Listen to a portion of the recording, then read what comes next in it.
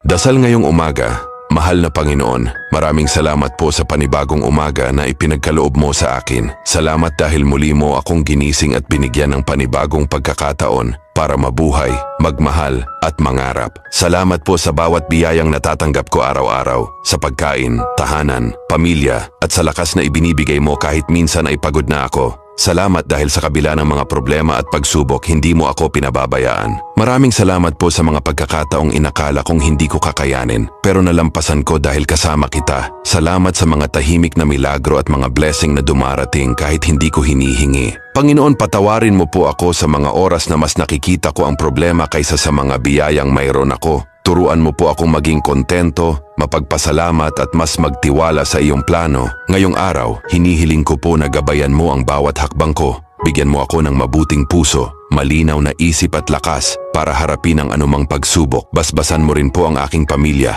mga kaibigan at lahat ng taong nangangailangan ng pag-asa at tulong ngayon. Naway maging puno ng pagmamahal, kapayapaan at biyaya ang araw na ito. At anuman ang mangyari, pipiliin kong magpasalamat dahil alam kong kasama kita. Sa pangalan ni Jesus, Amen.